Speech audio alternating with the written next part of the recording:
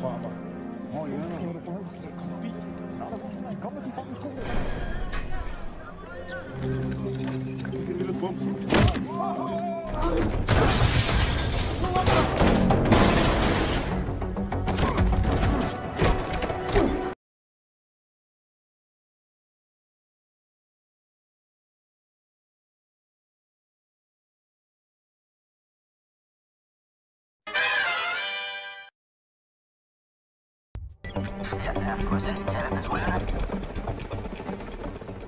Di awal film memperlihatkan iring-iringan mobil agen federal yang sedang membawa seorang pemuda gangster ke pengadilan.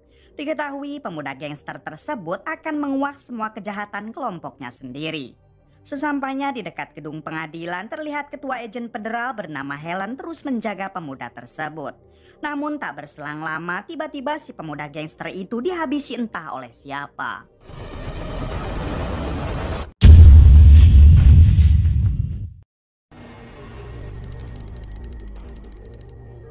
Adegan berpindah ke penjara dan di sini kita akan diperkenalkan dengan seorang narapidana bernama Jed yang baru saja bangun. Siang harinya ketika Jed sedang asik bermain catur, ia melihat seorang napi yang sedang dibuli oleh para napi lain. Jed yang merasa kasihan, ia pun menghampirinya dan mengajak napi yang sedang dibuli itu untuk bermain catur dengannya. Sontak para pembuli yang takut kepada Jed hanya diam saja. Di sini Jed mengatakan agar napi tersebut segera beradaptasi dengan lingkungan penjara. Det er et spil. Kig på mig. Der er nogen, der venter på dig derude. Keesokan harinya Jed dibawa oleh petugas sipir ke sebuah ruangan karena telah ada orang yang menunggu Jed. Ternyata orang tersebut adalah Helen, si ketua agen federal. Di sini Helen menjelaskan kalau ia sedang berusaha menguak semua kejahatan dari seorang ketua gangster bernama Mudir. Helen juga bercerita kalau kemarin ia sempat menangkap anak buah Mudir yang akan bersaksi di pengadilan. Namun sayangnya anak buah Mudir dihabisi tepat di dekat gedung pengadilan, yaitu kejadian yang sebelumnya kita lihat. Kender du ham her? Mudir Sky. Så vidt jeg husker har du dræbt 3 mennesker. Mendengar cerita tersebut, Jed bertanya apa hubungannya dengan dirinya. Helen menjawab kalau ia akan membebaskan Jed asalkan Jed mau menjadi mata-mata Helen dalam menguak semua kejahatan Mudir. Helen juga tahu kalau Jed sekarang pasti rindu dengan istri dan putranya karena Jed sudah lama mendekam di dalam penjara. Kemudian Helen akan menunggu jawaban dari Jed pada esok hari. Jeg tænker, det må være ensomt. Jeg ved også, du ikke får nogen besøg herinde. Ellers vil jeg jo ikke sidde her. Ketika Jed sudah kembali ke dalam sel, terlihat ia terus memandangi foto putranya yang membuat Jed berpikir untuk menerima tawaran dari Helen.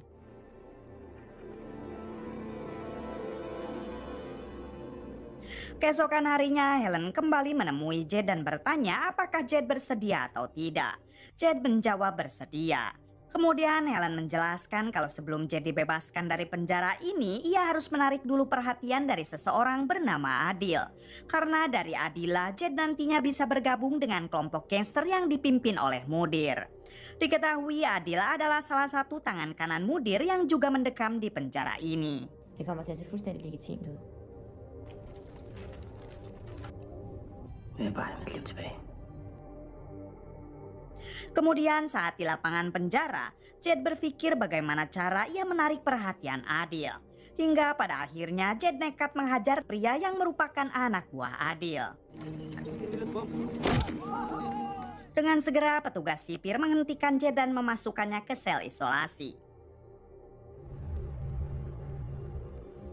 Beberapa hari setelah itu, Jed pun dikeluarkan dari sel isolasi dan Adil segera mendatangi Jed. Di sini Adil bertanya kenapa Jed tiba-tiba menghajar anak buahnya. Jed menjawab kalau ia sedang gabut karena sebentar lagi ia akan dibebaskan dari penjara. Sementara Jed tidak mempunyai pekerjaan apapun saat keluar nanti. Herinde er det mig, der bestemmer, hvornår ting de starter og slutter. Jeg arbejder på biblioteket, bevæger mig rimelig frit omkring. Mendengar hal itu, Adil yang sudah tahu akan kebrutalan Jed selama di sini, ia pun mencoba menawari pekerjaan untuk Jed saat nanti bebas dari penjara. Namun dengan syarat Jed harus menghabisi seorang napi yang berada di sel 157. Jed yang tidak bisa menolak, ia pun setuju dengan syarat tersebut. Så må de pille ham, der trækker drengen. Jag vill ha en små ickekänken när man kommer ut härifrån. Det ska jag med för dig. Malam harinya, Jed terlihat berjalan ke sel nomor 157 dan tanpa ragu menghabisi orang di sana sesuai dengan perintah Adil.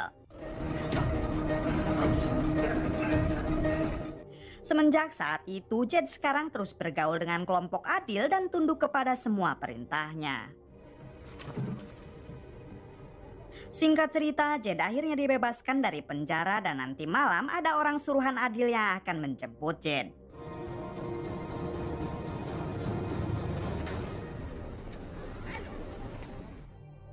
Setelah keluar dari penjara, Jed mencoba menemui sang istri di tempat kerjanya. Namun betapa terkejutnya Jed saat melihat sang istri yang sekarang tengah mengandung anak orang. Di sini istrinya mengatakan kalau ia sudah menikah lagi karena Jed terlalu lama mendekam di dalam penjara. Mendengar hal itu, Jed pura-pura tegar dan mengatakan kalau ia hanya ingin bertemu dengan putra mereka. Si istri menjawab kalau Jed bisa menemuinya pada esok hari. Baik, Naxia. Ik glemt. Mijn dreng. Malam harinya, Jed dijemput oleh beberapa orang suruhan Adil. Namun ketika sudah berada di dalam mobil, tiba-tiba di sini seseorang bernama Jimmy mengatakan kalau ia adalah salah satu tangan kanan mudir si ketua gangster. Dan apabila Jed sampai ketahuan berkhianat, maka Jimmy tidak akan segan menghabisinya. Setelah itu, Jed pun kembali diturunkan dari mobil. Keesokan harinya, Jed mendatangi rumah mantan istrinya. Ia juga sempat berkenalan dengan seorang pria yang merupakan suami baru si mantan istri. Kemudian pada akhirnya Jed bisa bertemu dengan sang putra yang sudah lama ia tinggalkan. Tampak mereka yang sangat canggung karena sang putra baru pertama kalinya ia bertemu dengan ayah kandungnya. Har du selv bygget den? Jeg tror, at det her, det er min gamle. Sådan, så tager man lige sådan her.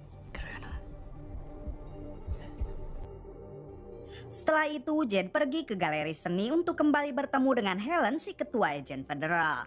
Di sini Helen mengatakan kalau Jed harus segera menguak semua kejahatan mudir si ketua gangster agar Jed bisa hidup tenang seperti dulu. Kemudian Helen juga memberikan sebuah peralatan seperti GPS dan alat perekam. De tror bare, det vil være et bandemedlem. Man kan lige så godt sidde på Nordpolen. Præcis.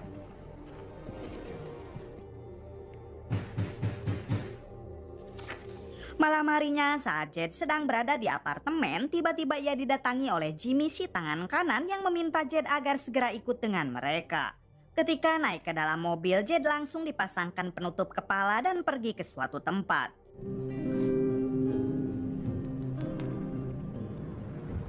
Sesampainya di sana, penutup kepala itu akhirnya dibuka dan ternyata Jed diminta untuk mengobati luka tembak di kaki salah satu anggota gangster. Diketahui Jed ini dulunya adalah seorang dokter bedah yang cukup terkenal. Kemudian saat Jimmy terus saja nyerocos, Jed meminta Jimmy dan yang lain untuk keluar agar ia bisa fokus mengoperasi luka tembak tersebut. Namun Jimmy yang mendengar hal itu langsung menodongkan pistolnya kepada Jed sambil mengatakan kalau Jed tidak berhak mengatur mereka. Lalu ini dia mudir si ketua gangster yang langsung menghentikan keributan tersebut. Di sini mudir menuruti perintah Jed dengan menyuruh semua orang untuk keluar. Sementara mudir tetap akan di sini karena anggota gangster yang terluka itu adalah keponakannya.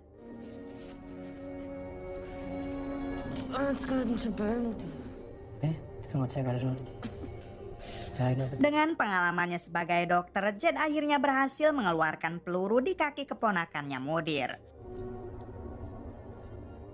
Kemudian mudir pun mengucapkan terima kasih kepada Jed karena Jed telah menolong si keponakan.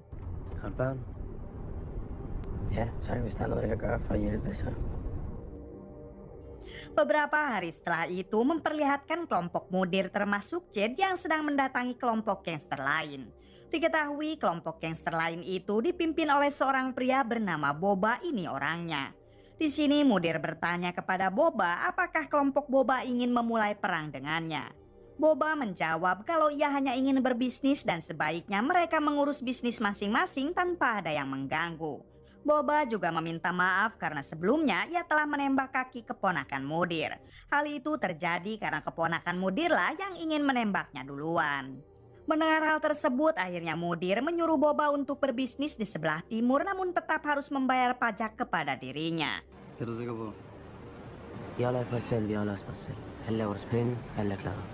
Kemudian kelompok Mudir pun pulang untuk nongkrong di tempat biasa mereka nongkrong. Sesampainya di sana, terlihat Jed yang sekarang sudah mulai akrab dengan sebagian anak buah Mudir. Tak lama dari itu, Jed dibuat terkejut setelah melihat kalau tetangganya dulu sekarang menjadi salah satu anak buah Mudir. Orang ini bernama Didi dan Jed kenal dengan orang tua Didi. Kemudian Mudir menjelaskan kepada Jed kalau Didi ini adalah salah satu kurir terbaiknya dalam peredaran barang haram. Setelah itu, Mudir menyuruh Jed untuk keluar karena ada tugas yang harus Jed kerjakan. Ketika sudah keluar, Jed diam-diam menaruh GPS di mobil Mudir. Lalu tak lama Jimmy si tangan kanan datang dengan satu anak buahnya yang bernama Michael. Di sini Jimmy meminta Jed dan Michael untuk mengambil barang haram di suatu tempat yang sudah dibungkus dengan sebuah pot bunga. Dan pulangnya mereka berdua harus mengambil jalan yang berbeda. Sebelum pergi, Jimmy mengatakan kepada Jed apabila Jed sampai gagal maka Jimmy akan langsung menghabisinya. Singkat cerita, Jed dan Michael akhirnya sampai di tujuan mereka. Michael mengambil satu pot bunga yang berisi barang haram dan ia akan pergi terlebih dahulu. Lalu ketika Jed baru saja mengambil pot bunganya dan ia juga akan pergi, tiba-tiba dalam keadaan terjatuh, Jed sempat menaruh GPS di mobil mereka. Lalu setelah mereka pergi, Jed terpaksa mengikuti mereka yang ternyata GPS-nya mengarah ke markas milik gangster Boba. Di sini Jed mengatakan kepada anak buah Boba kalau ia ingin bertemu dan mengambil kembali pot bunga yang telah mereka curi. Karena Jed seorang diri, mereka pun mengizinkan Jed untuk masuk. Mr. OG. Setibanya di dalam, Boba sangat kagum dengan nyali Jed yang telah berani mendatangi markasnya walaupun hanya sendirian. Namun Boba mengatakan kalau nyali saja tidak cukup karena Boba akan segera menghabisi Jed. Hingga di suatu kesempatan inilah yang terjadi. Jed berhasil menyandra Boba dan mengambil kembali barang yang telah mereka curi. Kemudian setelah itu Jed pun berusaha kabur dari tempat tersebut.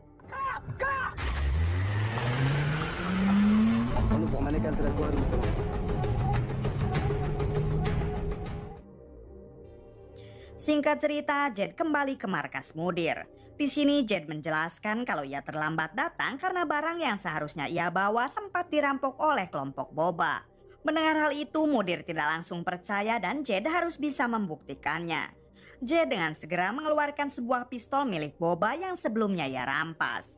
Pada akhirnya Mudir pun percaya dengan Jed dan mereka akan segera memulai peperangan dengan kelompok Boba. Keesokan harinya, Jed kembali menemui Helen untuk memberikan semua bukti rekaman yang telah Jed kumpulkan. Lalu Jed bertanya apakah semua bukti ini sudah cukup untuk menangkap Mudir.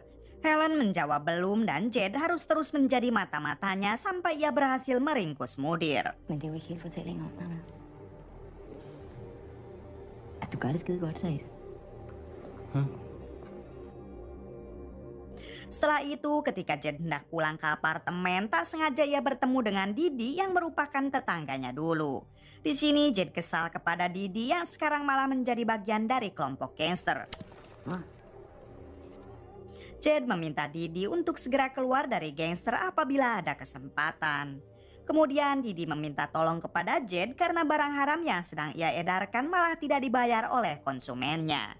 Apabila sampai Mudir tahu, maka Didi pasti akan disiksa. Mendengar hal itu, Jed segera mendatangi konsumen tersebut. Lalu setelah bertemu, Jed langsung memaksa konsumen itu agar secepatnya membayar sebelum Jed menghabisinya. Beberapa hari kemudian memperlihatkan Jed, Didi, dan keponakan Mudir yang diperintah untuk mengantarkan sebuah paket barang haram ke suatu tempat. Namun ketika mereka di dalam mobil, tiba-tiba kelompok Boba datang dan langsung menyerang. Keponakan Mudir harus tewas sementara Jed dan Didi berusaha kabur dengan masuk ke salah satu toko. Di sisi lain, Helen yang ternyata sedang mengawasi mereka langsung ikut bertindak untuk melindungi Jed. Hingga di suatu kesempatan tak sengaja Jed bertemu dengan Helen. Di sini Helen mengatakan kalau Jed harus berhati-hati dan ialah yang akan membereskan kelompok boba. Ternyata percakapan tersebut didengar dan dilihat oleh Didi. Singkat waktu, Jed dan Didi kembali ke markas. Mudir sekarang mulai curiga kalau salah satu anggotanya pasti sudah ada yang berkhianat. Karena tidak mungkin kelompok boba dan polisi sampai mengetahui rencana pengiriman mereka. Keesokan harinya, Mudir dan beberapa anak buahnya mendatangi sebuah tempat yang biasa mereka gunakan untuk menyiksa. Ketika sudah di dalam, ternyata Mudir sudah tahu kalau pengkhianat di dalam kelompoknya adalah Michael. Di sini Mudir memaksa Michael untuk berkata jujur apakah Michael adalah seorang pengkhianat. Awalnya Michael mengatakan tidak hingga Mudir menyuruh Jimmy dan Jed untuk menyiksa Michael.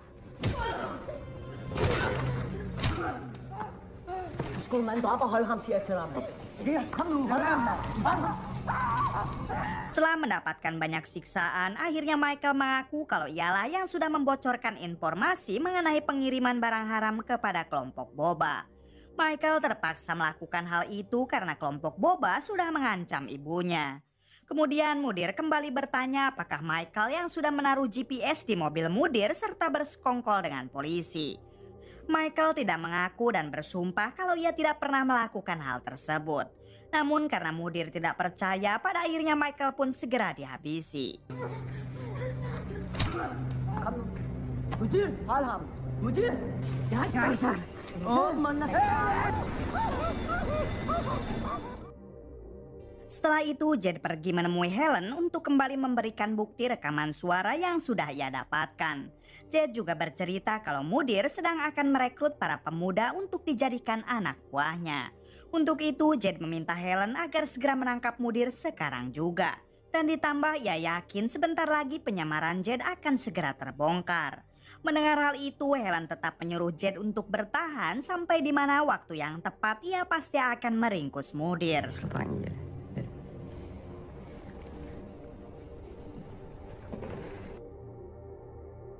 Keesokan harinya memperlihatkan Jed dan putranya yang sedang bermain wahana bersama.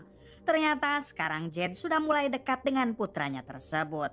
Mereka juga mencoba banyak permainan yang membuat putra Jed begitu senang. Sementara di sisi lain ternyata Didi sedang diinterogasi oleh Mudir. Mudir meminta Didi untuk menjelaskan bagaimana ia dan Jed bisa lolos dari serangan kelompok boba kemarin. Padahal Mudir tahu kalau saat kejadian Didi dan Mudir masuk ke dalam toko dan seharusnya mereka berdua terjebak di sana. Didi akhirnya mengatakan kalau waktu itu ada polisi yang menyelamatkan mereka berdua dan polisi tersebut sempat mengobrol dengan Jed. Mendengar cerita itu akhirnya Mudir sadar kalau selama ini Jed adalah mata-mata agen federal.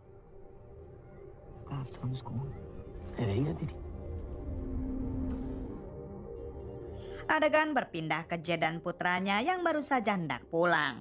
Namun saat di tengah perjalanan tiba-tiba ia diserang oleh kelompok Mudir. Mereka tentu berencana akan menghabisi Jed karena Jed adalah seorang mata-mata. Beruntung Jed berhasil mengelabui mereka dan Jed segera membawa putranya pulang ke rumah si mantan istri. Sebelum putranya diturunkan, Jed meminta maaf karena selama ini ia tidak menjadi seorang ayah yang baik. Setelah itu, ketika Jed hendak pulang ke apartemen, ia pun segera menghubungi Helen untuk memberitahu kalau penyamarannya sekarang sudah terbongkar. Namun tiba-tiba, kemudian mereka segera memasukkan Jed ke dalam mobil dan akan segera membawa Jed ke tempat penyiksaan. Sesampainya di sana, Mudir ingin berbicara terlebih dahulu dengan Jed lewat telepon sebelum Jed dihabisi. Mudir mengatakan lewat telepon kalau ia sangat kecewa dengan Jed yang telah berani mengkhianatinya. Namun akibat dari itu maka Mudir pasti akan menghabisi putra Jed termasuk mantan istrinya. Mendengar hal tersebut, Jed memohon untuk tidak melibatkan mereka dalam urusan ini. Tapi sayang Mudir tetap akan melakukannya. Setelah itu Jimmy mengatakan kalau Mudir pasti akan menugaskan dirinya dalam membantai keluarga Jed. Maka dari itu Jimmy bertanya apakah ada pesan terakhir yang ingin disampaikan. Terlihat Jed yang terus berusaha melepaskan ikatan di tangannya secara diam-diam. Hingga di suatu kesempatan inilah yang terjadi.